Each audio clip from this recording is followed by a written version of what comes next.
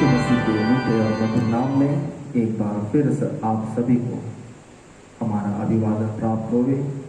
खुदा का अनुग्रह हम सब पर बना हुआ है। हम परमेश्वर का धन्यवाद करते हैं। हम मर नहीं गए, हम मिट नहीं गए। ये परमेश्वर की महान करुणा का फल है। और जब प्रभु ने एक और पवित्र दिन हम सबों के जीवन में जोड़ा है, आइए हम सब मिलकर उसके नाम को महिमा दें और आज की आराधना को हम प्रारंभ करें परमेश्वर पिता और पुत्र और पवित्र आत्मा के नाम से, आमीन। आइए हम एक साथ मिलकर हमारी आराधना की पुस्तक में से गाने पाएंगे गीत नंबर 26 अब ईश्वर पिता को हृदय से धन्यवाद दो। गीत नंबर 26 अब ईश्वर पिता को हृदय से धन्यवाद दो।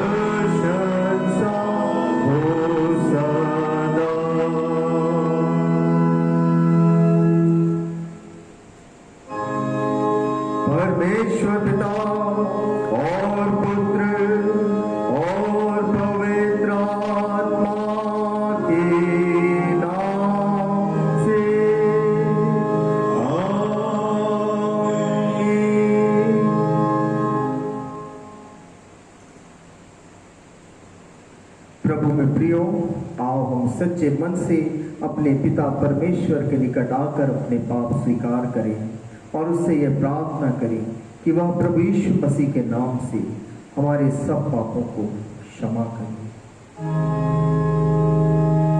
हमारी सहायता प्रभु के नाम में है, जो स्वर्ग और पृथ्वी का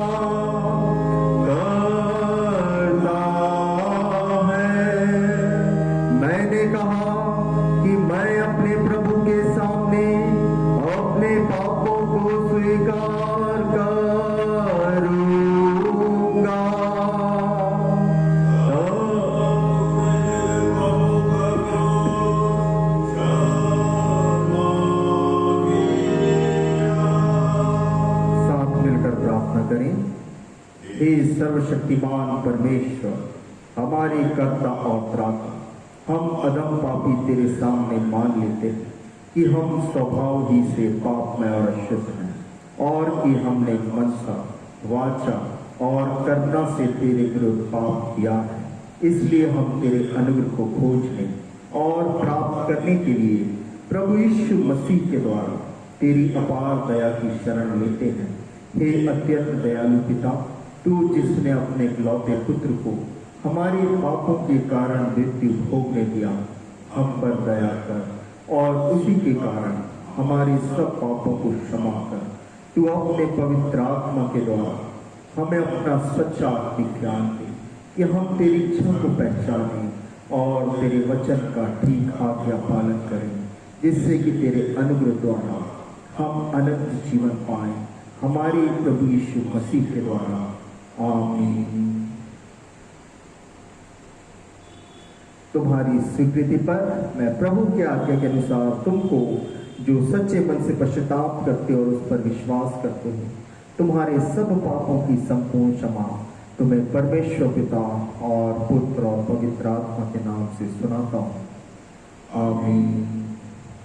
आज के दिन के लिए ठहराया हुआ इंट्राइट हमें मिलता है हमारी आराधना की पुस्तक में पेज नंबर 74 पर, ईस्टर के बाद का तीसरा रविवार, पेज नंबर 74 पर, जुबिलेट अर्थात परमेश्वर के लिए जय जयकार करो।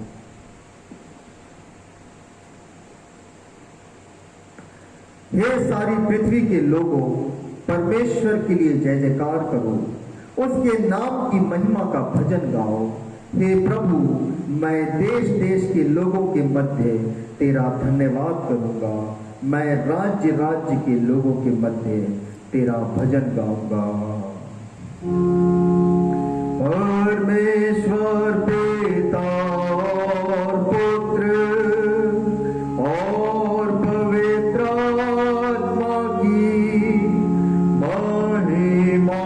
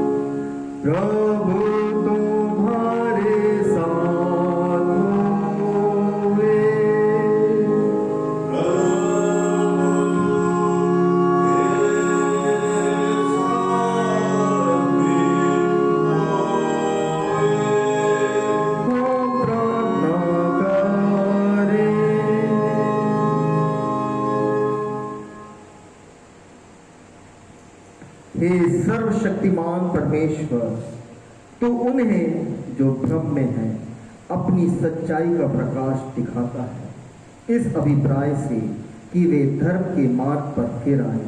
उन सबको जो मसीह के धर्म की संगति में आ गए हैं यह वर दे कि वे उन बातों से जो उनकी बुलाहट के विरुद्ध है घृणा करें और उन बातों का पालन करें जो उनके योग्य हैं।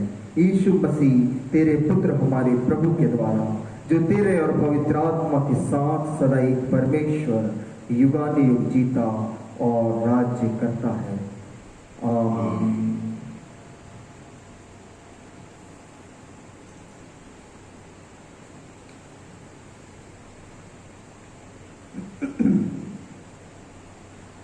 हम आज के दिन के लिए ठहराए हुए बाइबल पाठों का अध्ययन करने पाएंगे।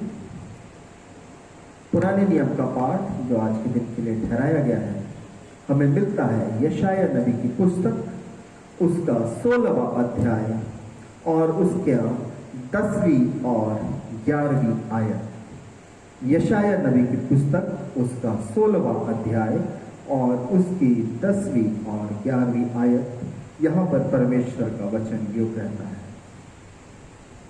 फलदाई बारियों में से आनंद और मगनता जाती रही, दाख की बारियों में गीत ना गाया जाएगा, ना हर्ष का शब्द सुनाई देगा और दाखरस के कुंडों में कोई दाख ना रौंदेगा, क्योंकि मैं उनके हर्ष के शब्द को बंद करूंगा।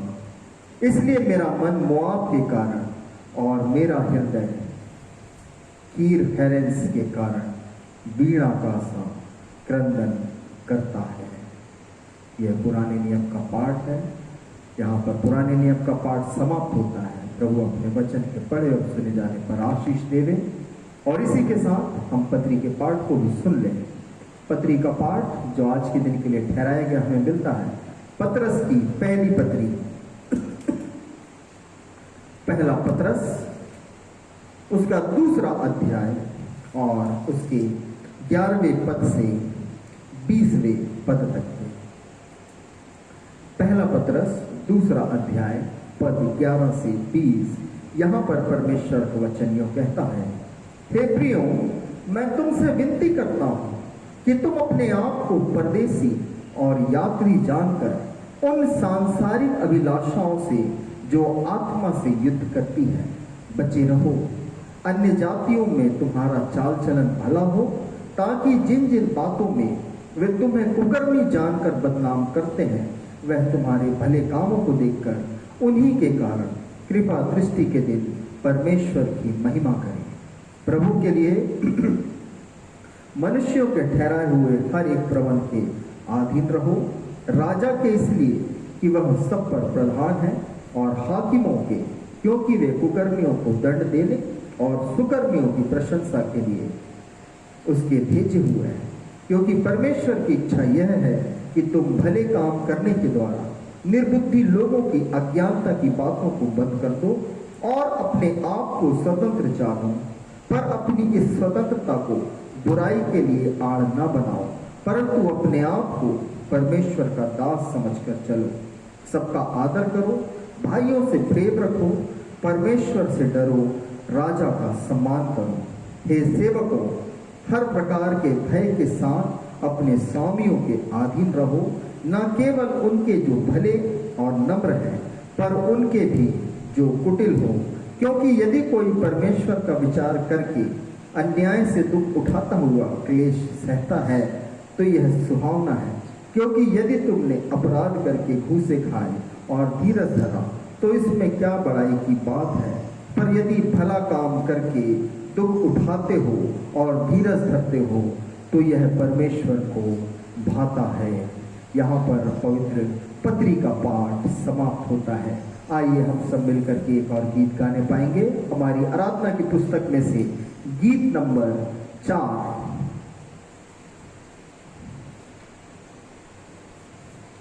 सॉन्ग नंबर 4, गीत नंबर 4, हम आए हैं आराधना को।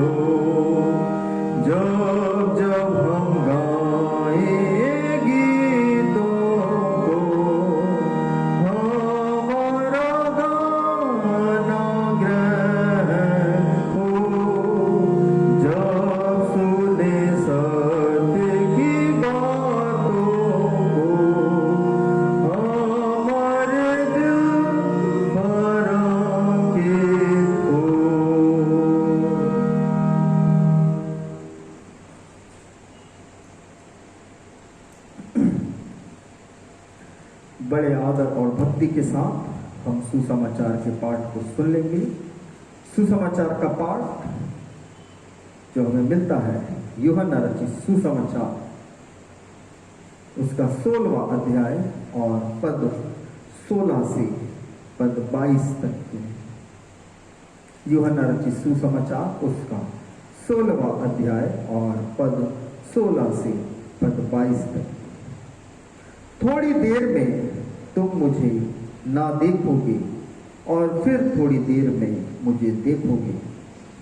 तब उसके चेलों ने आपस में कहा, यह क्या है जो वो हमसे कहता है, थोड़ी देर में तुम मुझे ना देखोगे फिर थोड़ी देर में मुझे देखोगे, और यह इसलिए कि मैं पिता के पास जाता हूँ। तब उन्होंने कहा, यह थोड़ी देर जो वो कहता है क्या बात है, हम नहीं जानते कि वो क्या कहता है। यीशु ने यह जानकर कि वे मुझसे पूछना चाहते हैं, उनसे कहा, क्या तुम आपस में मेरी इस बात के विषय में पूछताछ करते हो? थोड़ी देर में तुम मुझे ना देखोगे और फिर थोड़ी देर में मुझे देखोगे। मैं तुमसे सच सच कहता हूँ, तुम रोगे और विलाप करोगे, परंतु संसार आनंद करेगा। तुम्हें शोक होगा, परंतु तुम्हारा शोक आनंद में बदल जाएगा।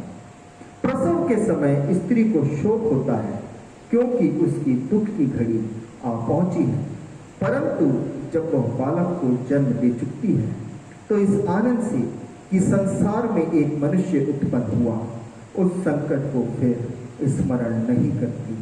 उसी प्रकार तुम्हें भी अब तो शोक है, परंतु मैं तुमसे फिर मिलूंगा और तुम्हारे मन आनंद से भर जाएंगे और तुम्हारा आनंद कोई तुमसे छीन ना लेगा। यहाँ पर पवित्र सुसमाचार का पाठ समाप्त होता है। आइए हम सब विश्वासी अपने विश्वास को नाइसीन विश्वास वचन अनुसार अंगीकार करें।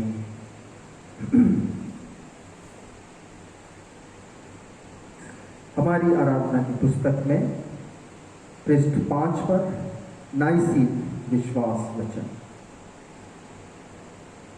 मैं विश्वास करता हूँ एक परमेश्वर सर्वशक्तिमान पिता पर, जो स्वर्ग और पृथ्वी और सब दृश्य और अदृश्य पदार्थों का कर्ता है। मैं विश्वास करता हूँ एक यीशु मसीह पर, जो परमेश्वर का इकलौता पुत्र है, सर्वयुगों से पहले वह पिता से उत्पन्न हुआ, परमेश्वर से परमेश्वर, ज्योति से ज्योति, सत्य परमेश्वर से सत्य परमेश्वर, सृजा हुआ नहीं, पिता के साथ एक तत्व, जिसके द्वारा सब कुछ उत्पन्न हुआ। वह हम मनुष्यों के लिए और हमारे त्राण के लिए स्वर्ग से उतर आया, पवित्र आत्मा के द्वारा कुमारी मरियम से शरीरधारी हुआ और मनुष्य बना। पौंत पिलात के अधिकार में हमारे लिए क्रूस पर चढ़ाया गया, दुख भोगा, कब्र में रखा गया और पवित्र शास्त्र के अनुसार तीसरे दिन जी उठा, स्वर्ग पर चढ़ गया और पिता की दाहिनी ओर बैठा है और जीवितों और मृतकों का न्याय करने को महिमा के साथ फिर आएगा। उसके राज्य का अंत ना होगा। मैं विश्वास करता हूँ पवित्र आत्मा पर, जो प्रभु और जीवन दाता है। वह पिता और पुत्र से निकलता है, पिता और पुत्र के साथ उसकी आराधना और महिमा होती है। उसने नबियों के द्वारा बातें की। मैं विश्वास करता हूँ एक पवित्र विश्वव्यापी प्रेत की कलीसिया पर। मैं मानता हूँ एक बपतिस्मा जो पाप क्षमा के लिए है, और मैं मृतकों के पुनरुत्थान और आगामी जीवन की राह देखता हूँ। आमीन। मिलकर के गाएंगे गीत नंबर 193, सॉन्ग नंबर 193, 193, महिमा से तू जो भरा हुआ।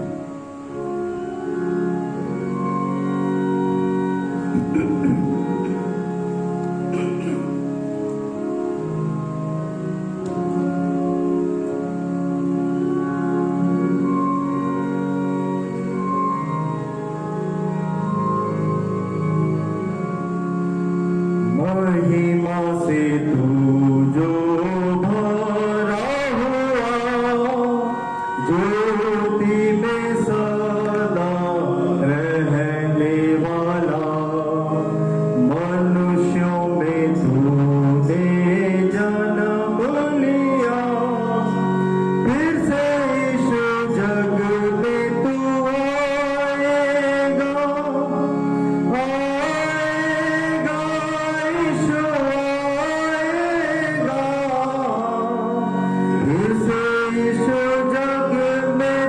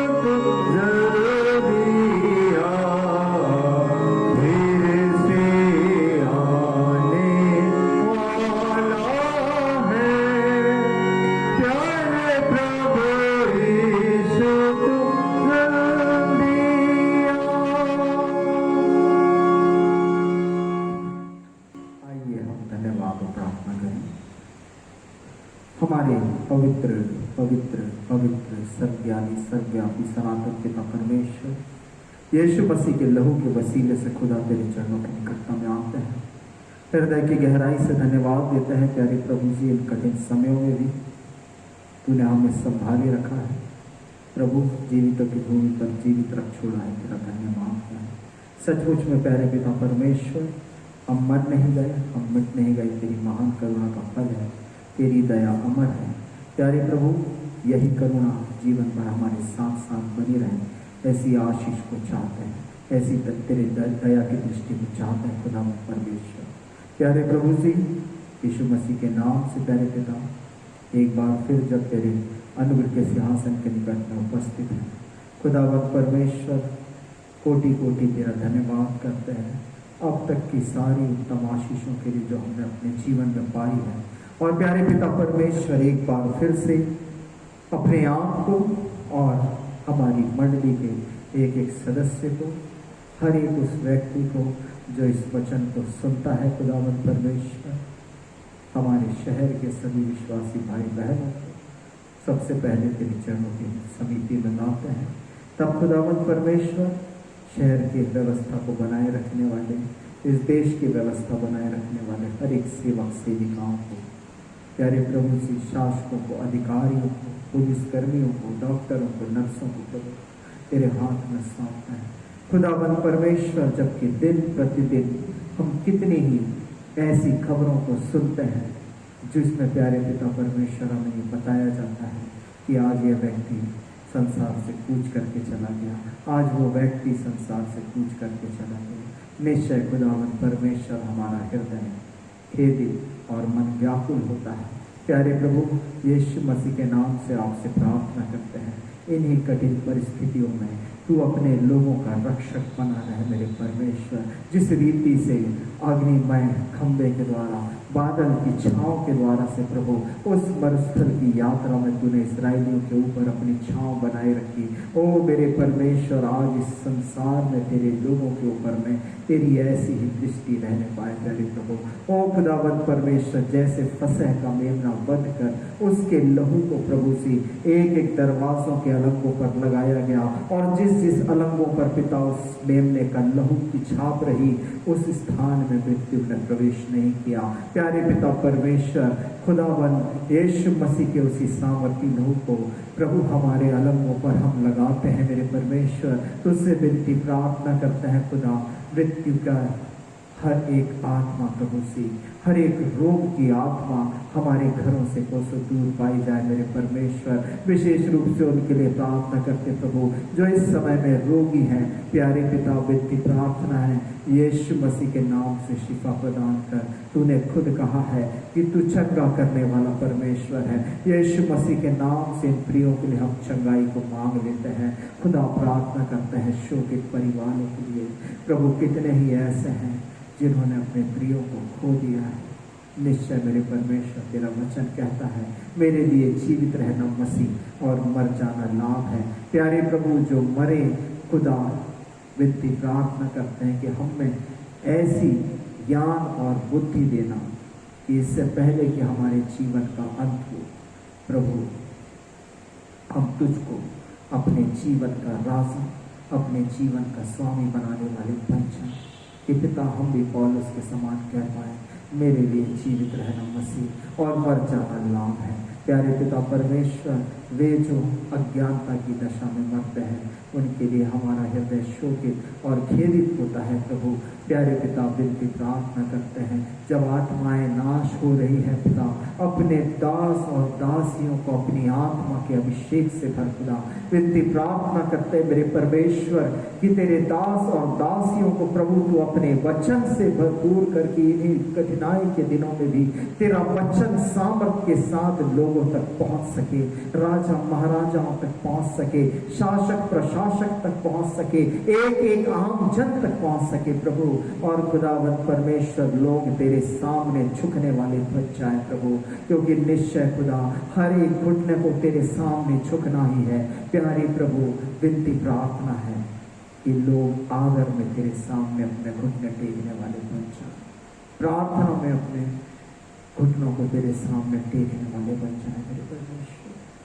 प्यारे प्रभु, विनती प्रार्थना करते हैं, हर एक भय से मुक्त कर, हर एक चिंता से मुक्त कर, नित्य प्रतिदिन विश्वास में मजबूत होते जाने के लिए, नित्य प्रतिदिन तेरे सामर्थ्य को अपने जीवन में देखने के लिए, नित्य प्रतिदिन अपने जीवन से तेरी महिमा करने के लिए हम में से प्रत्येक को इस्तेमाल कर। बीते पूरे सप्ताह में तेरी उत्तम आशीषों के लिए तेरा धन्यवाद। एक बार फिर प्रभु, जब तेरे उपस्थिति में पाए जाते हैं, तेरे वचनों पर ध्यान लगाने के लिए खुदावन विनती प्रार्थना है, ये वचन तेरी ओर से हो प्रभु।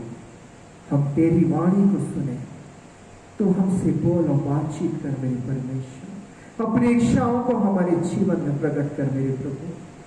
पिता, तेरा वचन हम सबके जीवन को भरपूर करने वाला बन जाए। और तुझसे क्या मांगे पिता, इसी आराधना को तेरे हाथ में सौंपते हैं, दूर और निकट, ऑनलाइन इंटरनेट के माध्यम से मेरे परमेश्वर, जो लोग हमसे जुड़ रहे हैं, जुड़े हुए हैं, उन सबको तू आशीष दे, अपनी सुरक्षा से भरपूर कर, अपने जीवन की आशीष से भरपूर कर मेरे परमेश्वर। शोकित मनों को शांति दे, रोगियों को चंगाई दे, अपना कब्जा ले। विनती प्रार्थना मांगते यीशु मसीह नासरी के नाम में, आमीन आमीन। आज का जो हमारा उद्देश्य का पाठ है वो हमें मिलता है यूहन्ना रचित सुसमाचार, उसका 16वां अध्याय। हमने अभी सुसमाचार के पाठ में भी इस परिच्छेद को पढ़ा था। यूहन्ना रचित सुसमाचार उसका 16वां अध्याय और उसके 16वें पद से आगे जब आप हमें पढ़ते हैं, ये बड़ा ही एक चिरपरिचित सा परिच्छेद है। विशेष तौर पर हम कई बार इस वचन को पढ़ चुके हैं और एक वास्तविक परिवर्तन जो मनुष्य अपने जीवन में चाहता है, यीशु मसीह उस परिवर्तन के विषय में आपसे और मुझसे इस वचन के द्वारा से बात करता है। वे जिनके पास में यदि शीर्षक वाली बाइबल हो तो आप पाएंगे यहां लिखा हुआ है, दुख सुख में बदल जाएगा। और जब आप उसके भीतर जो वचन लिखा हुआ है 16वें पद से आगे यदि उसे पढ़ें तो हम पाएंगे कि इस वचन को समझना सच में कठिन है। जहां पर यीशु मसीह कहता है, थोड़ी देर में तुम मुझे ना देखोगे और फिर थोड़ी देर में मुझे देखोगे। और उसके चेले आपस में ये कह रहे थे कि ये क्या कहता है, थोड़ी देर में तुम मुझे ना देखोगे और फिर थोड़ी देर में तुम मुझे देखोगे, और ये इसलिए होगा कि मैं पिता के पास जाता हूं। तब उन्होंने कहा, ये थोड़ी देर जो वो कहता है क्या बात है, हम नहीं जानते कि वो क्या कहता है। यीशु ने यह जानकर कि वे मुझसे पूछना चाहते हैं, उनसे कहा, तुम आपस में मेरी इस बात के विषय में पूछताछ करते हो, थोड़ी देर में तुम मुझे ना देखोगे, फिर थोड़ी देर में मुझे देखोगे। मैं तुमसे सच सच कहता हूं कि तुम रोगे और विलाप करोगे, परंतु संसार आनंद करेगा। तुम्हें शोक होगा, परंतु तुम्हारा शोक आनंद में बदल जाएगा। और एक बहुत सुंदर दृष्टांत उस परिवर्तन के विषय में, उस बदलाव के विषय में कि कैसे शोक आनंद में बदल जाता है, उसके लिए 21वें पद में यीशु मसीह बड़ा सुंदर दृष्टांत देता उस गर्भवती और प्रसव की पीड़ा में पड़ी हुई उस स्त्री के विषय से, जहां पर वो कहता है प्रसव के समय स्त्री को शोक होता है क्योंकि उसकी दुख की घड़ी आ पहुंची है। साइंटिफिकली यदि आप देखें, वो जो पीड़ा, प्रसव की पीड़ा होती है, वो इतनी होती है कि माना जाता है कि उसका 1/3 भी किसी पेन भी किसी पुरुष की जान ले सकता है। आप समझ रहे हैं मेरी बात? इतनी पीड़ा क्यों यीशु मसीह ने शोक के लिए इस दृष्टांत को लिया है कि सचमुच में एक बड़ी ही दुख की वो घड़ी होती है जब कोई स्त्री प्रसव की पीड़ा में पड़ी होती है। परंतु यीशु मसीह क्या कहता है? परंतु जब वह बालक को जन्म दे चुकती है तो इस आनंद से कि संसार में एक मनुष्य उत्पन्न हुआ है, उस संकट के समय को फिर स्मरण नहीं करती। क्या परिवर्तन है! अभी उसे इस बात के लिए उसको मालूम है, उसको पता है कि अभी ये पीड़ा को सहे बिना मेरी संतान इस संसार में नहीं आ सकती, तो भी खेदित तो वो होती है, दुखित तो वो होती है कि पीड़ा का समय आ पहुंचा है। परंतु जैसे ही वो टाइम कटता है और वो अपने उस आनंद को देख करके पिछली पीड़ा सब कुछ भूल जाती है। वैसे ही यीशु मसीह कहता है, उसी प्रकार तुम्हें भी अब तो शोक है, परंतु मैं तुमसे फिर मिलूंगा और तुम्हारे मन आनंद से भर जाएंगे और तुम्हारा आनंद कोई तुमसे छीन ना लेगा।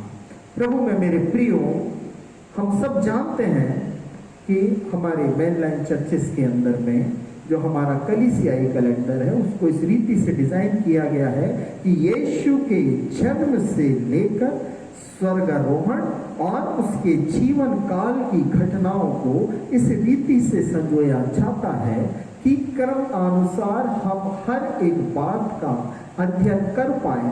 और इन्हीं दिनों में आफ्टर ईस्टर जो संडेज होते हैं 1 2 3 4 5, उसके अंदर में हम उसके जी उठने, पुनरुत्थान और स्वर्गारोहण के मध्य में जो बातें होती हैं उन बातों को हम देखते हैं, उन बातों को हम स्मरण करते हैं और उन्हीं बातों के ऊपर मनन करते हैं अपनी आत्मिक उन्नति के लिए, आत्मिक संतुष्टि के लिए। और हम पाते हैं कि यह जो बात है जो यीशु मसीह ने यहाँ कही है, यह अपने पुनरुत्थान के विषय में कही है। साथ ही यदि हम इसे इस रीति से लिंक करें कि यह यीशु मसीह के दूसरे आगमन के विषय में भी बात कर रहा है, तो किसी रीति से गलत ना होगा, क्योंकि खुदा का वचन कहता है कि हमारे परमेश्वर की दृष्टि में तो कई हजार वर्ष ऐसे हैं मानो कल का दिन जो बीत गया। तो हम इस रीति से भी मान सकते हैं। परंतु यहाँ पर जो आज का हमारा विषय है वह विषय है दुख और पीड़ा और उसमें से बाहर निकल पाना। यदि हम देखें मनुष्य होने के नाते हमारे जीवन में कोई भी बड़ी हानि यदि हमें होती है तो हमारे लिए भावनात्मक रूप से वो दर्दपूर्ण होता है, आत्मविदारक होता है। और हम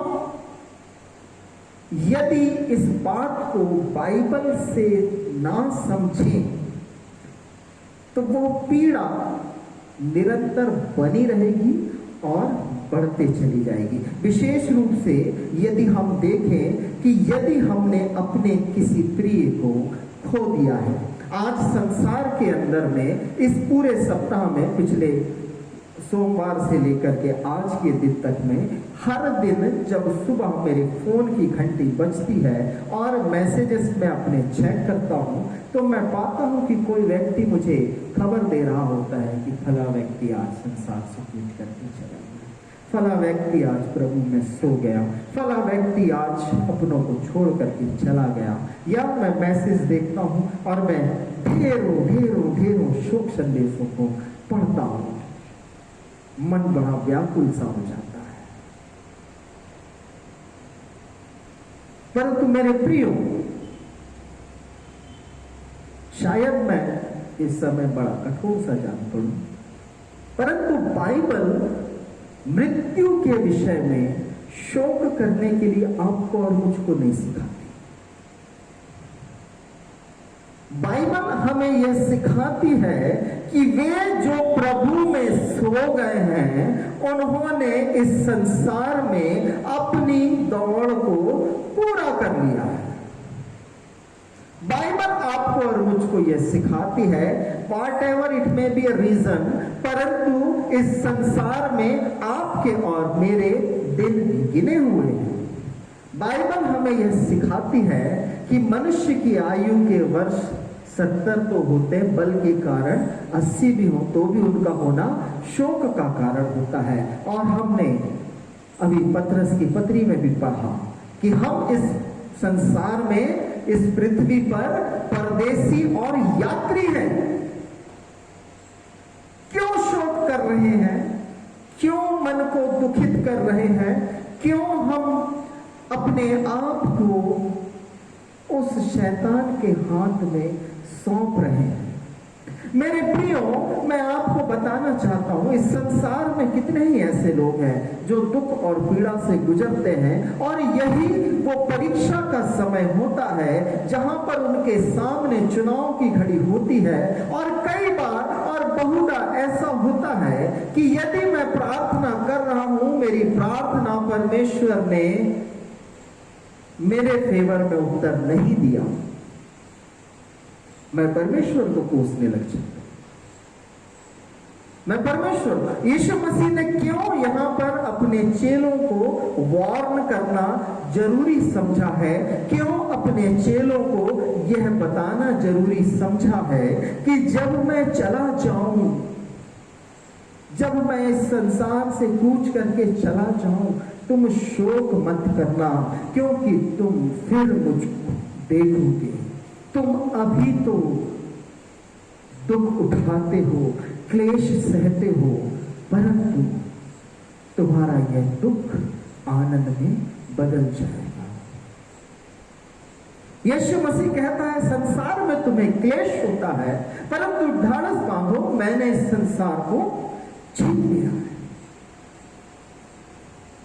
शैतान आपके और मेरे लिए हमेशा, मैं लोगों से कहता हूं कि वो ओवर टाइम काम करता रहता है, निरंतर प्रयासरत रहता है किस रीति से विश्वासियों को, धर्मियों को फंसा दे। पहला पतरस 5, अभी इन्हीं दिनों में यह वचन मैं नहीं जानता क्यों, परंतु बार बार आपके और मेरे सामने आ रहा है, क्योंकि निश्चय ये आपके और मेरे लिए बड़े ही सचेत रहने का समय है, जहां पर हम इस बात को समझें और ध्यान से सुने।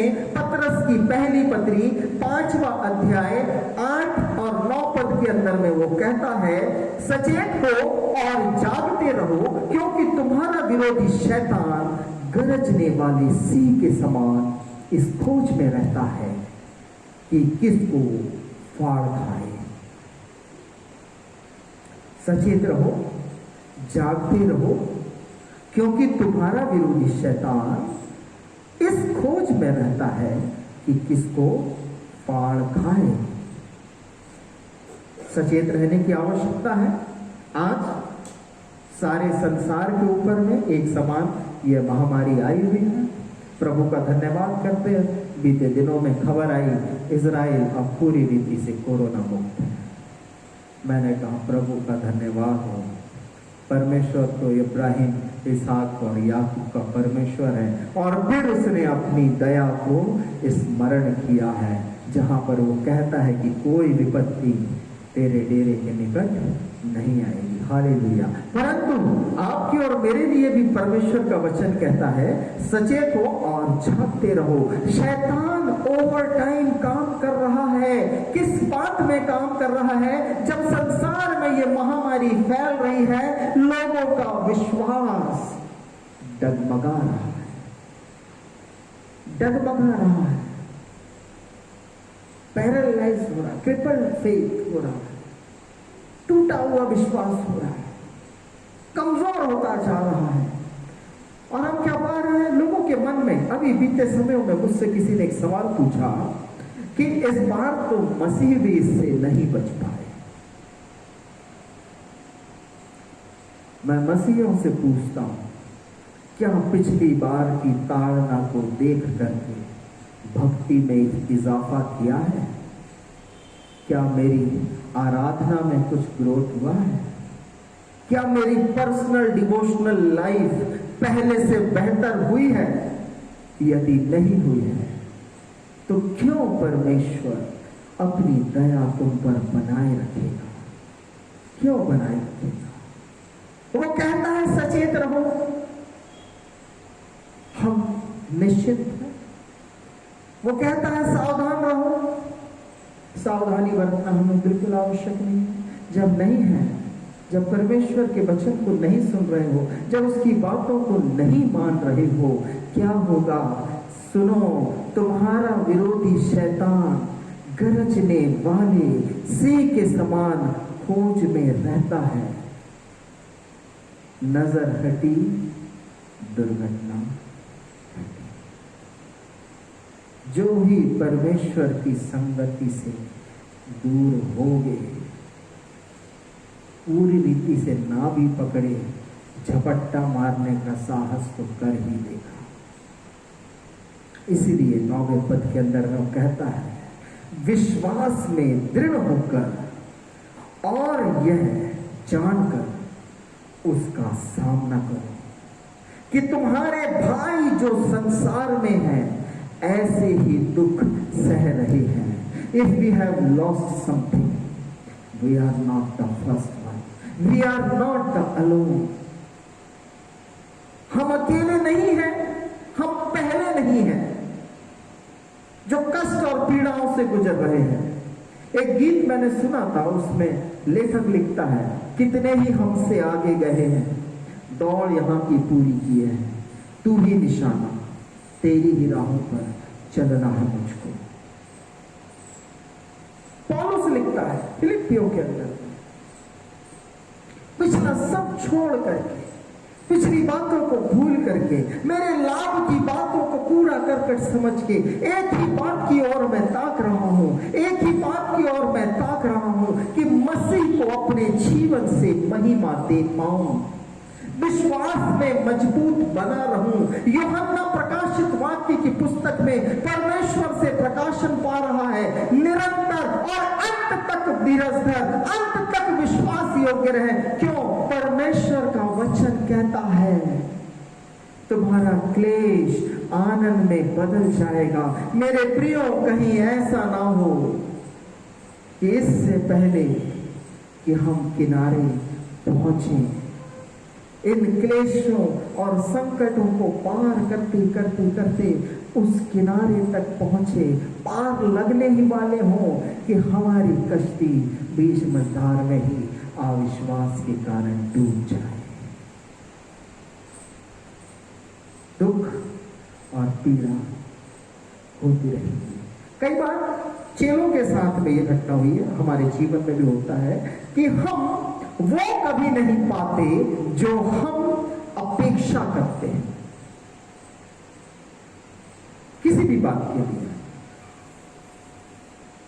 We never get what we expect. जब ऐसा होता है, मुंह लटक जाता है। क्यों लटक जाता है? अरे मैं तो इससे बेहतर चाहता था, मैं इससे बेहतर चाहता था। हर कोई अपने जीवन में बेहतर चाहता है, परंतु प्रभु का वचन कहता है कि जितना हमारे पास में, यदि हम उसमें धीरज धरते हैं, यदि उसमें संतोष करते हैं, यदि उसमें परमेश्वर का धन्यवाद करते हैं, वो आपको और देने वाला है, वो आपको और देगा। यदि आवश्यक हो, मेरी बात को ध्यान से सुनिएगा, यदि आवश्यक हो तो अय्यूब के जीवन से देख लेना, जहां पर उसने जितना खोया उसका दूना तो उसको मिल ही गया, साथ ही उसके उतने ही बेटे और बेटी भी उत्पन्न हो गए। क्यों? यदि आवश्यक हो परमेश्वर फिर से संतानों को दे सकता है। यदि आवश्यक हो परमेश्वर मरे हुओं को फिर लौटा करके ले आ सकता है। यदि आवश्यक हो उसके लिए कोई काम असंभव नहीं है, परंतु सबसे पहले मेरी ड्यूटी है कि मैं हर बात में उसका धन्यवाद करना सीखूं। यीशु मसीह कहता है थोड़ी देर में तुम मुझे देखोगे और थोड़ी देर में तुम मुझे ना देखोगे और फिर थोड़ी देर में तुम मुझे देखोगे। यदि हम ध्यान करें, इस संसार में शोक का सबसे बड़ा कारण है कि ये संसार वो स्थान नहीं है जहां पर आपको और मुझको रहना है। आपने कभी एक्सपीरियंस किया हो, छुट्टियां मनाने हम विभिन्न स्थानों पर जाते हैं, बहुत दिनों तक की छुट्टी नहीं मना सकते। छुट्टी मनाने का भी एक पर्टिकुलर टाइम पीरियड होता है।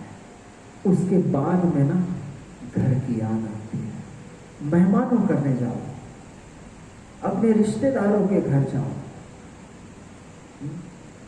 महिलाएं मायके जाती हैं, कभी ससुराल भी जाती है।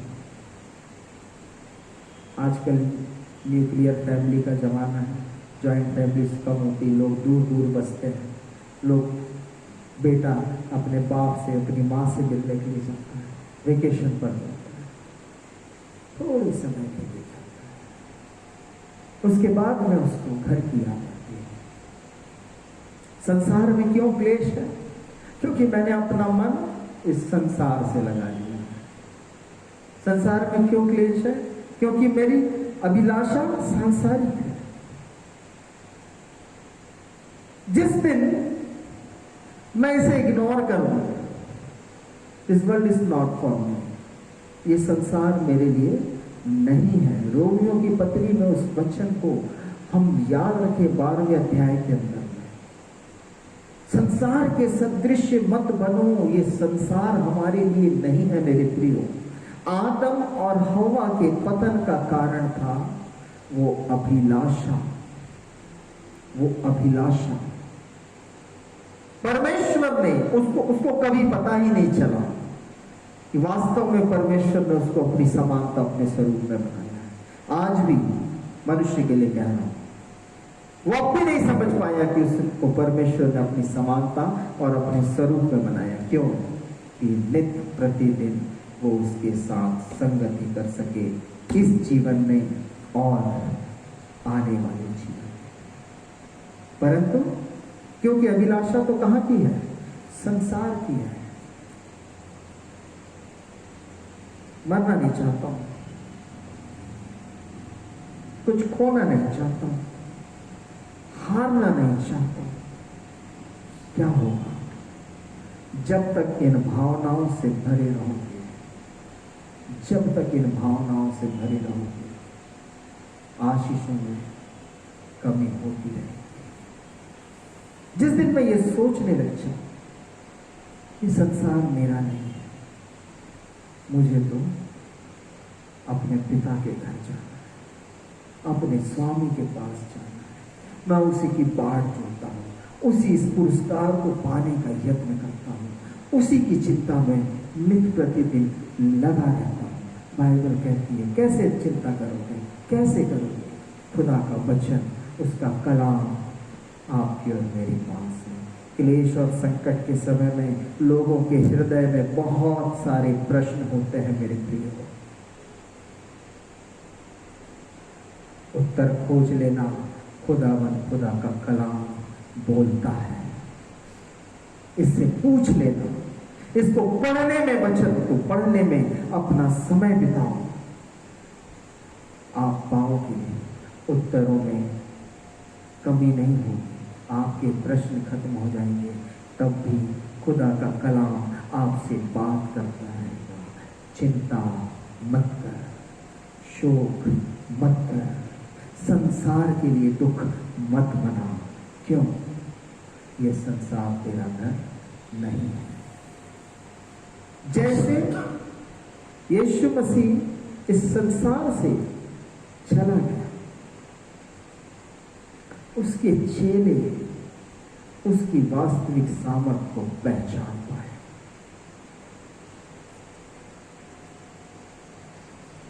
यह भी अजीब बात है, संसार की रीति कुछ ऐसी है कि लोग नुकसान उठाने के बाद में उस वस्तु के मूल्य को समझ पाते हैं।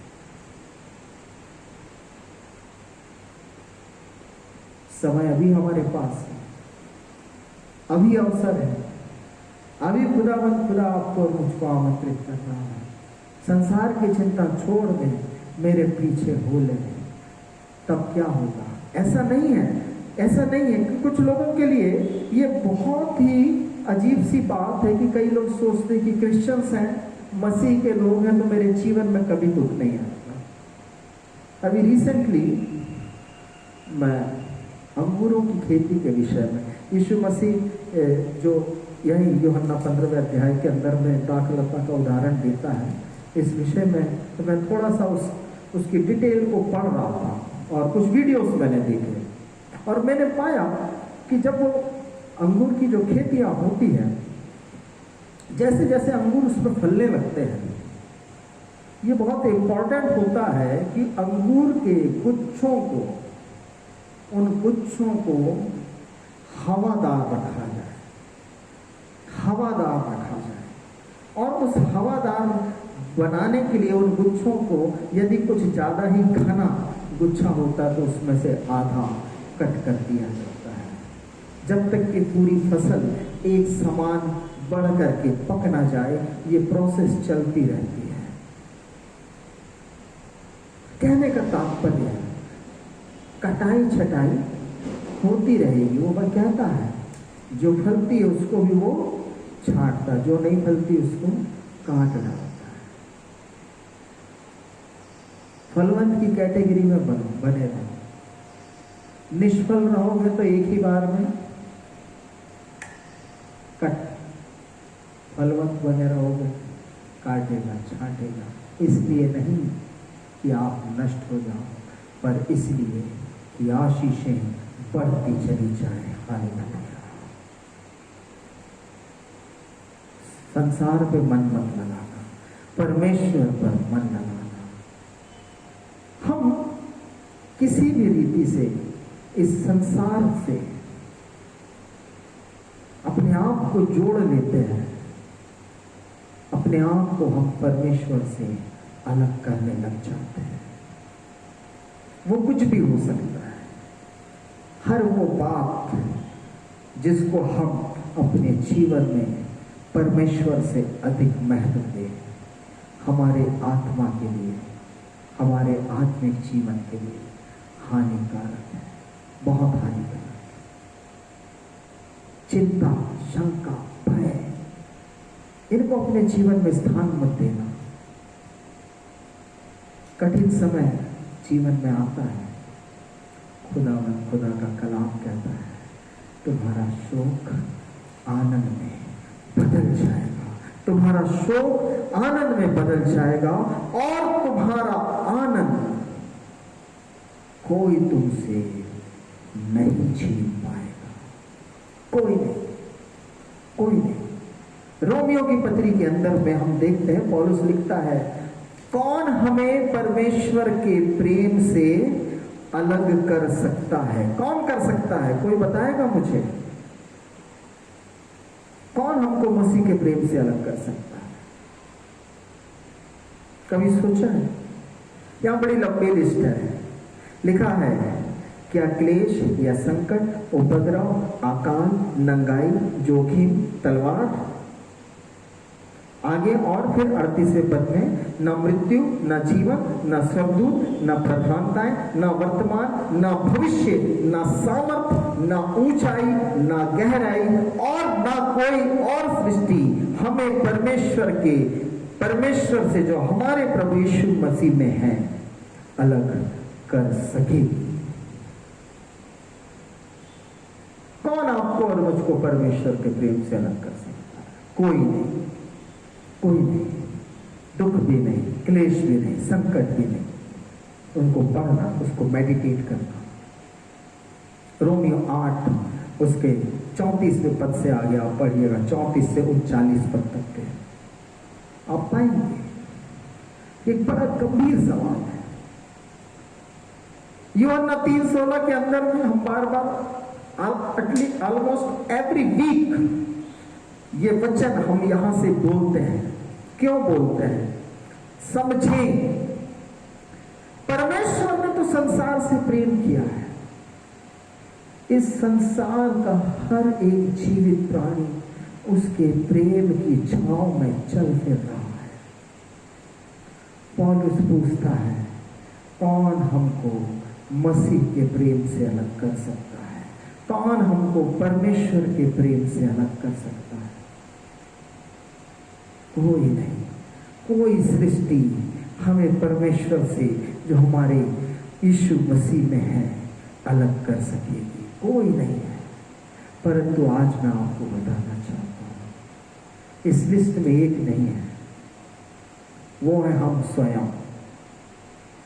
हम अपने आप को परमेश्वर के प्रेम से अलग किस रीति से कर लेते हैं कि परमेश्वर तो नित्य प्रतिदिन अपना प्रेम आप पर और मुझ पर प्रकट कर रहा है। हम मर नहीं गए, हम मिट नहीं गए। ये परमेश्वर की महान करुणा, उसका प्रेम का फल है, उसकी दया का फल है। परंतु मनुष्य अपने आप को थोड़े से क्लेश में, थोड़े से संकट में, उसके मन में शैतान कैसे विचार डालता, मैं आपको बता रहा हूं। मेरा कोई नहीं है, कौन मेरी सहायता करेगा, किसको मेरी चिंता है? अरे किसकी ओर ध्यान लगाया है? इस संसार की ओर। संसार किसी का नहीं हुआ है, यह संसार किसी का नहीं हुआ है। संसार से अपेक्षा मत कर, परमेश्वर से अपेक्षा रख। परमेश्वर से अपेक्षा रख, वही है जो पूरा कर सकता है। दुख में, तकलीफ में, कठिनाई में, हर समय में केवल वही है जो आपका और मेरे जीवन के लिए पूरा कर सकता है। अब हम देखें कि क्लेश जब आता है जीवन में, डिसअपॉइंटमेंट्स होते हैं, निराशाएं आती हैं। जब क्लेश हमारे मन में आता है, मन में असमंजसता हो जाती है। जब क्लेश हमारे मन में आता है, हमें लगता है कि अब तो बुराई ही बुराई जीत रही है, जो हुआ वो अच्छा नहीं हुआ।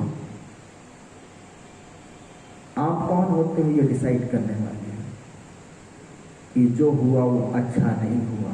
मेरे खुदा ने तो मुझसे कहा है कि सुनो, वे जो परमेश्वर से प्रेम करते हैं उनके लिए सारी बातें मिलकर भलाई को उत्पन्न करती हैं। आप कैसे कह रहे हो कि ये अच्छा नहीं हुआ? मैं परमेश्वर से प्यार करता हूं, मैं परमेश्वर पर विश्वास रखता हूं, मैं परमेश्वर का भय मानता हूं। क्या आप मानते हैं? और यदि मानते हैं तो मेरे प्रियो, मैं आपसे कहना चाहता हूं, वे जो परमेश्वर से प्यार करते हैं उनके लिए सारी बातें मिलकर भलाई को उत्पन्न करती है। और वे जो यीशु मसीह को पहचानते हैं, वे इस बात को जान लें कि हमारा छुड़ाने वाला, हमारा उद्धार करता परमेश्वर, वो बहुत ही भावुक है, वो भावनाओं से भरा हुआ परमेश्वर। जब लाजर मर गया, यूहन्ना रचित सुसमाचार 11वें अध्याय के अंदर में हमारी बाइबल की सबसे छोटी आयत आपको और मुझको मिलती है। हम पढ़ेंगे उसको, जहां पर लिखा है 2 शब्द है, यीशु रोया। किसके लिए रोया है? किसके लिए रोया है यीशु मसीह? लाजर के लिए रो रहा है। क्यों रो रहा है यीशु मसीह? क्योंकि लाजर मर गया। बीइंग अ ह्यूमन, उसने अपने मित्र की मृत्यु पर शोक व्यक्त किया है। तो भी हम ये पाते हैं कि जब उसने अपनी सामर्थ प्रकट किया, वो कहता है यदि तू विश्वास करे तो परमेश्वर की महिमा को देखेगी। मेरे प्रियो, मैं आपको आज इस वचन के द्वारा से हिम्मत और धारस देना चाहता हूँ। यदि तुम विश्वास करो तो परमेश्वर की महिमा को देखोगे। वो आपके और मेरे कष्टों को, मेरी पीड़ाओं को, जिस दौर से हम गुजर रहे हैं, ऐसा ना सोचें कि परमेश्वर सुधि नहीं देता। परमेश्वर नित प्रतिदिन हम सब पर अपनी दृष्टि को बनाए रखता है। जो शोक जीवन में आता है उसे प्रभु की इच्छा जानकर ग्रहण करो, विश्वास रखो और तब देखना कैसे परमेश्वर की महिमा हमारे मध्य में प्रकट होती है। इस संसार से कूच कर चले जाने वाले लोग, अब उनके पास और कोई काम नहीं बचा, सिर्फ एक काम है, वे अपने प्रभु के आने की बाट जो रहे हैं। इससे पहले कि हम उस दशा में पहुंचे, हम सबके पास समय है। इस समय के लिए परमेश्वर का धन्यवाद करें। शोक ना मनाएं। शोक मनाना परमेश्वर के लोगों को शोभा नहीं देता है, परंतु विश्वास रखें और प्रार्थना करें। परमेश्वर अपनी महिमा को निश्चय हम सबके जीवन पर प्रकट करेगा। आमीन। प्रभु हम सबको इन्हीं वचनों के द्वारा से बहुतायत की आशीष देवे। आइए हम धन्यवाद और प्रार्थना करें। सर्वशक्तिमान जीवते पिता परमेश्वर, यीशु मसीह के नाम में आपका धन्यवाद करते हैं प्रभु, अपने वचनों के द्वारा हमसे बोलने, बातचीत करने के लिए, अपने सामर्थ को हम सबों के ऊपर प्रकट करने के लिए। निश्चय खुदा तू हमारे साथ है, तू हमारा अगवा, तू हमारा रक्षक, तू हमारा सहायक है।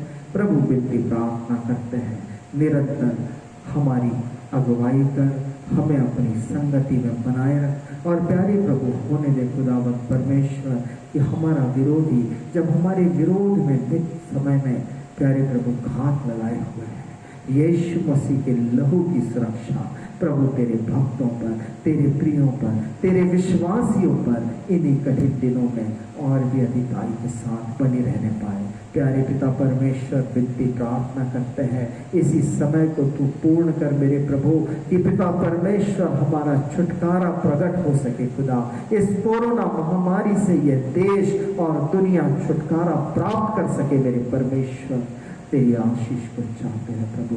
पिता परमेश्वर विनती प्रार्थना करते हैं सभी रोगियों के लिए यीशु मसीह के नाम से शिफा दे प्रभु। प्रार्थना करते हैं हर एक शोकित घराने के लिए अपनी आत्मिक शांति से परिपूर्ण कर और प्रभु होने दे हम सब निरंतर तेरी उपस्थिति और तेरी संगति में पाए जा सके। प्यारे पिता परमेश्वर विनती प्रार्थना करते हैं प्यारे प्रभु अपने प्रेम में निरंतर हम सबको बनाए रख। विशेष रूप से प्रभु जी खुदावंत परमेश्वर मंडली के एक एक सदस्यों को, हमारे सभी मसीह विश्वासी भाई बहनों को फिर तेरे हाथ में सौंप देते हैं। इसी शहर के हर एक विश्वासी को प्रभु जी खुदावंत परमेश्वर अपने परिवारों को, कुटुंब घराने के लोगों को और प्रभु वे सब जो इस कोरोना महामारी से पीड़ित हैं, रोगित हैं और वे परिवार जिन्होंने अपने प्रियों को खो दिया है प्रभु, उन सबको यीशु तेरे ही सामर्थी हाथ में सौंप देते हैं।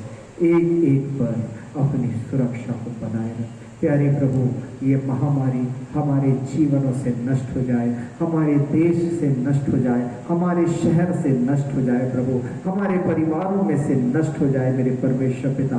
और प्यारे प्रभु विनती प्रार्थना करते हैं कि लोग तेरी सामर्थ को पहचान कर फिर तेरे नाम का जय जयकार स्तुति आराधना करने वाले हो सके। प्यारे पिता परमेश्वर सबों के साथ हो, सबों की अगुवाई कर, हर एक पर तेरी दया निरंतर होती रहे। आदर मान महिमा सम्मान द्वारा जलाल तुझको सौंपते हैं। सारा आदर मान तुझे देते हुए इसी विधि प्रार्थना को मांगते हैं यीशु मसीह नासरी के नाम में सुन और दया से कह आमीन। प्रभु का धन्यवाद करते हैं। प्रभु की उपस्थिति हम सबों के साथ बनी हुई है। निश्चित तौर पर खुदा की सुरक्षा आप सबों के साथ बनी रहे, यही प्रार्थना करते हैं। प्रति शाम चर्च में भी प्रार्थनाएं चल रही हैं और आप सब हमारी प्रार्थनाओं में हैं। विश्वास रखें, धीरज धरें, प्रभु पर निरंतर दृष्टि लगाए रखें और अपने अपने पारिवारिक प्रार्थनाओं में भी हम सबके लिए भी प्रार्थना करें। साथ ही मंडली के एक सदस्यों को प्रार्थना में उठा करके रखें और प्रार्थना करें कि हमारे शहर से जल्द ये बीमारी यीशु मसीह के नाम से नष्ट हो जाने वाली बन जाए। मिलकर के गाएंगे गीत नंबर 218, तूने हे यीशु हमको बचाया और अपना अनमोल लहू बहाया।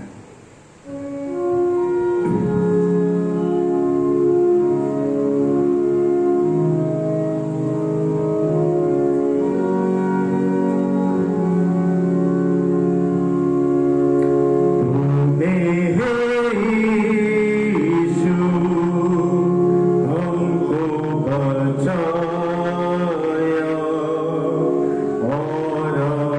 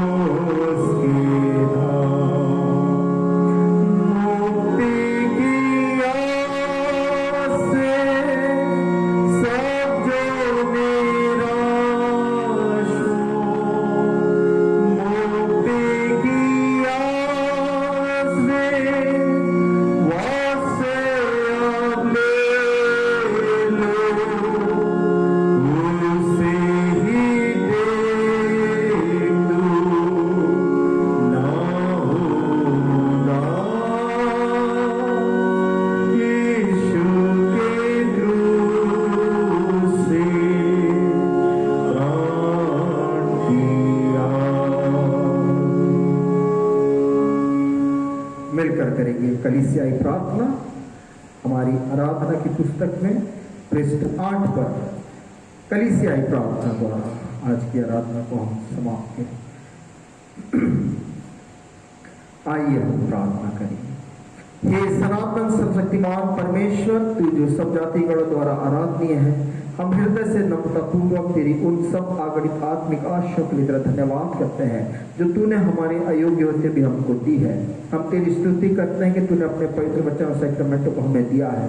हे प्रभु, हम तुझसे प्रार्थना करते हैं कि तू समस्त कलीसिया जो इस पृथ्वी पर है अपनी पवित्र शिक्षा में बनाए रख और ऐसे विश्वस्त पास्टर सेवक दे जो सामर्थ के साथ तेरा वचन प्रचार करें। सब श्रोताओं को यह अनुग्रह दे कि तेरा वचन नम्रता से सुने और मन के शुद्ध भाव से उसे स्वीकार करें और आत्मा के फल फले, सब क्लेशों और संकटों में अपने लोगों का रक्षक और सहायक हो। यह वर दे कि हम तेरी कलीसिया में भ्रातृ प्रेम और मसीह संगति में रहते हुए विश्वास की अच्छी लड़ाई लड़ सके और अंत में अनंत उद्धार प्राप्त करने पाए। हे दयाशील प्रभु परमेश्वर, हमारी सुन। इस भूमंडल के समस्त जातिगण पर अनुचित दृष्टि कर हमारे प्रिय राष्ट्रपति को, सरकार और सब विश्वासियों के अधिकारियों को और हमारे देश के सारे निवासियों को आशीष दे। यह वर दे कि तेरी महिमा हमारे बीच निवास करे और दया, सच्चाई, धार्मिकता और शांति हर जगह पर प्रबल हो। हे दयाशील प्रभु परमेश्वर, हमारी सुन। हे दयालु परमेश्वर, सब माताओं और पिताओं की सहायता करके वे अपने बच्चों का प्रतिपालन तेरे भय और प्रेम में करें। हम अपने सब विद्यालयों को तेरे रक्षकारी हाथ में सौंपते हैं और प्रार्थना करते हैं कि उपयोगी ज्ञान और मसीह सद्गुणों के पोषण स्थान हो, जिससे वे जीवन के उत्तम फल लाएं। हे दयाशील प्रभु परमेश्वर, हमारी सुन। कृपा करके आग और पानी, लड़ाई और मरी, महंगाई और अकाल और सब प्रकार के विपत्तियों से हमारी रक्षा कर। हर एक की उसके यथोचित कार्य की सहायता करे और बढ़ाए। हमारे उपयोग के लिए भूमि की अच्छी उपज दे। सब उपयोगी धंधों और सेवाओं की जो हमारे मध्य किए जाते उन्नति कर। हे परमेश्वर पिता, कृपा करके सब विधवाओं, विधुरों और अनाथों की सुधि ले। सब रोगी और कंगालों का सहायक और सब असहाय और दुखियों का शांति दाता हो। हे दयाशील प्रभु परमेश्वर, हमारी सुन। जमीन और आसमान को बनाने वाले जीवते जिंदा खुदावंद परमेश्वर, विशेष रूप से प्रभु हम अपनी मंडली के हर एक उन व्यक्तियों को पिता जो इस समय रोग से पीड़ित है तेरे अनुग्रह के सिंहासन के निकट लाते हैं प्यारे प्रभु। विशेष रूप से प्रार्थना करते पिता परमेश्वर, तेरी दया हो प्यारे प्रभु। हैरल्ड फैमिली के अंदर में पिता, हैरी फैमिली के अंदर में प्यारे प्रभु हमारे जो प्रिय इसी महारोग से पीड़ित पाए जाते हैं, खुदावंद परमेश्वर तेरी शिफा को चाहते हैं। नमिता सिस्टर को प्यारे पिता परमेश्वर तेरे हाथों में सौंपते हैं। प्यारे प्रभु तेरी दया को चाहते हैं। प्यारे पिता परमेश्वर, विशेष रूप से इन तीनों को प्रभु जी तो अपनी सामर्थ से भर खुदा हर एक रोग के लक्षण से इन्हें मुक्त कर। प्यारे प्रभु विनती प्रार्थना करते हैं कि जल्द से जल्द चंगे होकर के तेरे नाम की महिमा करने वाले हो सके प्यारे प्रभु। इसी रीति से पिता जेकब अंकल को तेरे हाथ में सौंपते, जोनाथन आंटी को तेरे हाथ में सौंपते मेरे प्रभु। अपने बल से भरपूर कर, फिर उठाकर खड़ा कर मेरे प्रभु। अपनी महिमा के लिए उठाकर खड़ा कर, जिससे तेरा नाम सामर्थी और महिमावान और भइयों के गिना जाने वाला हो सके। प्यारे पिता परमेश्वर विनती प्रार्थना करते हैं तू उनका रक्षक और सहायक हो। विशेष रूप से कुमुद आंटी के लिए प्रार्थना करते प्रभु। विनती प्रार्थना है खुदा तेरी उस दासी के ऊपर में भी तेरी दया की दृष्टि होने पाए प्रभु।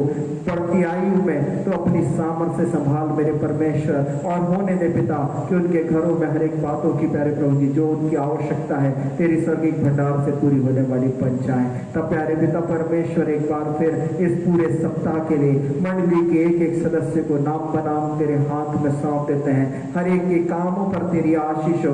उनकी यात्राओं में जब वे काम पर जाते आते हैं तेरी आशीष हो, तेरी सुरक्षा को चाहते हैं। सारे बच्चों और जवानों के लिए प्रार्थना करते हर एक के जीवन में प्रभु तू अपनी सामर्थ को डेल। प्यारे पिता तेरे वचनों में निरंतर आगे बढ़ते जाने वाले हो सके, तेरे भय और भक्ति में जीवन बिताएं, ऐसी आशीष को चाहते हैं प्रभु। विनती प्रार्थना करते हैं वे सब जो एग्जाम्स की तैयारियां कर रहे हैं खुदाबंद परमेश्वर तेरी सामर्थ्य प्रभु ज्ञान बुद्धि से परिपूर्ण कर और होने दे प्यारे पिता की जब वे अपने एग्जाम्स को लिखें प्यारे प्रभु तेरी महिमा के लिए वे सब सफल होने वाले बन जाए प्यारे पिता।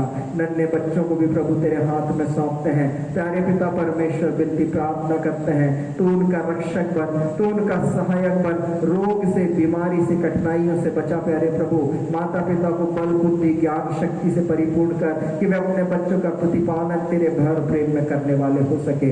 इस रीति से पिता मंडली के एक एक सदस्यों को तेरे हाथ में सौंपते, हमारे उन सभी प्रियों को जो ऑनलाइन आराधना के माध्यम से हमसे जुड़ते हैं तेरे हाथों में सौंपते हैं। एक एक के परिवार को पिता परमेश्वर अपनी सामर्थ्य से परिपूर्ण कर, एक एक के जीवन को प्रभु अपनी सुरक्षा से भरपूर कर, एक एक को प्यारे पिता परमेश्वर अपने बल से बलवान बनाइए प्यारे प्रभु कि पिता परमेश्वर हर एक का जीवन तेरी महिमा तेरे काम में आने वाला हो सके। प्यारे पिता परमेश्वर तूने प्रार्थना सुना, धन्यवाद करते, सबों को नाम बनाम तेरे अंदर के सिंहासन के निकट लाते, यीशु मसीह के सामर्थ्य लहू में छिपाते हुए विनती प्रार्थना मांगते, यीशु मसीह नासरी के नाम में सुनिए, दया से ग्रहण कीजिए, आमीन। साथ मिलकर प्रार्थना करें। हे परमेश्वर, हम इस पृथ्वी पर परदेसी और यात्री हैं, इसलिए हमारी सहायता कर कि हम सत्य, विश्वास और धार्मिक जीवन द्वारा सदा को आगामी लोक के लिए तैयार करें। जब तक दिन है हम वही करें जो तूने हमें करने को दिया है, क्योंकि रात आती है जिसमें कोई कुछ काम नहीं कर सकता। जब हमारी मृत्यु समीप हो तब हमें अपनी सामर्थ से संभाल और अपने अनंत निवासों में ग्रहण कर। तेरे पुत्र हमारे प्रभु यीशु मसीह के द्वारा, जो तेरे और पवित्र आत्मा के साथ एक परमेश्वर सदा सर्वदा जीता और राज्य करता है, आमीन। हे हमारे पिता, तू जो स्वर्ग में है, तेरा नाम पवित्र माना जाए, तेरा राज्य आए, तेरी इच्छा जैसे स्वर्ग में पूरी होती है वैसे पृथ्वी पर भी हो। हमारे दिन भर की रोटी आज हमें दे, और जैसे हमने अपने अपराध को क्षमा किया वैसे हमारे अपराधों को क्षमा कर, और हमें परीक्षा में न ला परंतु बुराई से बचा, क्योंकि राज्य, पराक्रम और महिमा सदा तेरे है, आमीन।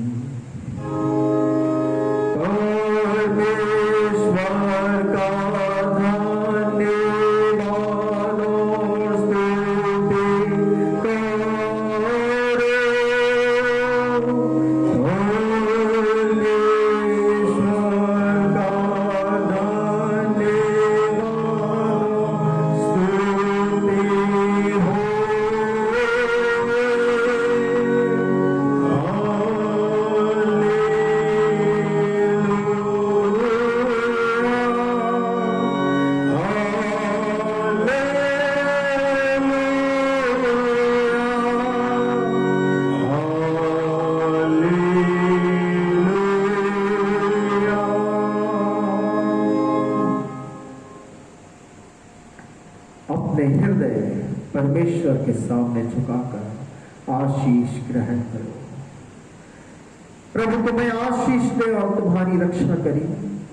प्रभु अपने मुख का प्रकाश तुम पर चमकाए और तुम पर अनुग्रह करे। प्रभु अपना मुख तुम पर प्रकट करे और तुम्हें शांति दे। परमेश्वर पिता और पुत्र और पवित्र आत्मा के नाम से,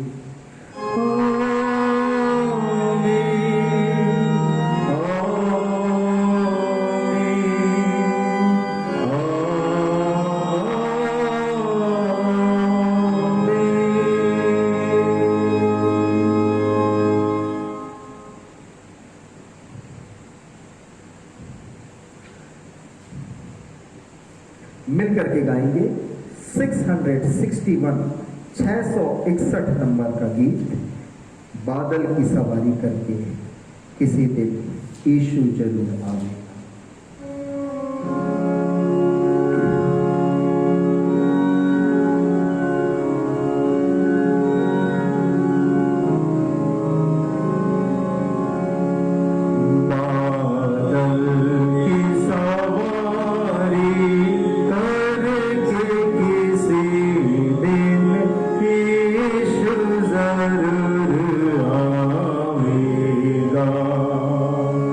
God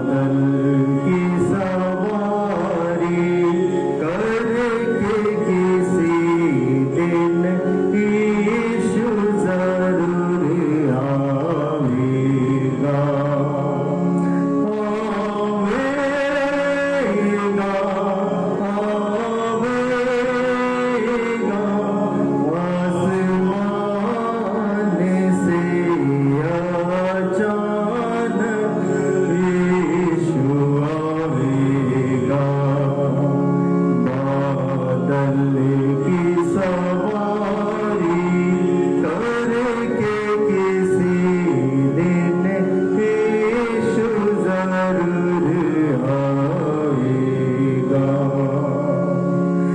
जिनका मन जंजीर से जकड़ा,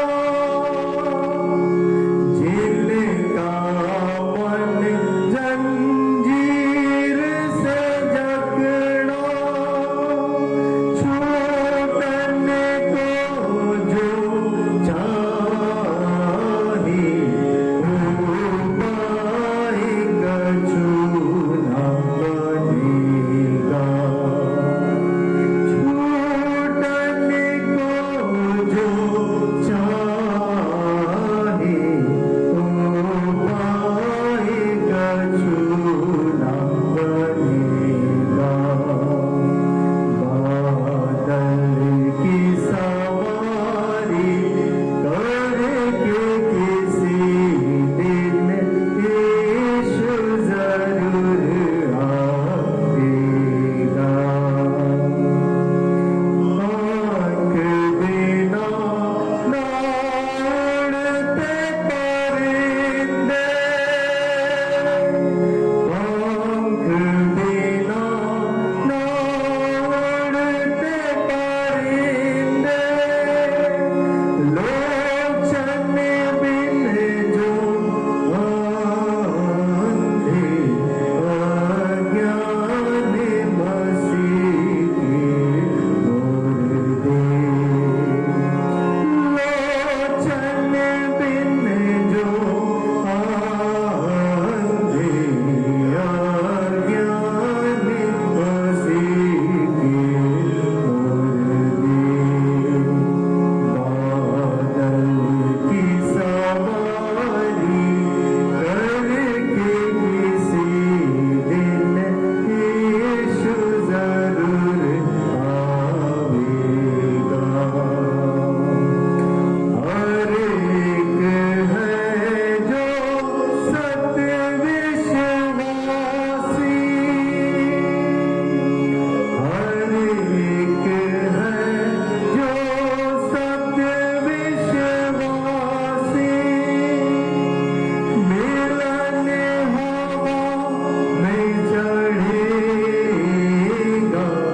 जब यीशु मसीह आएगा। मिलन हवा में चढ़ेगा, जब यीशु मसीह आएगा। बादल की सवारी करके किसी दिन यीशु जरूर आएगा।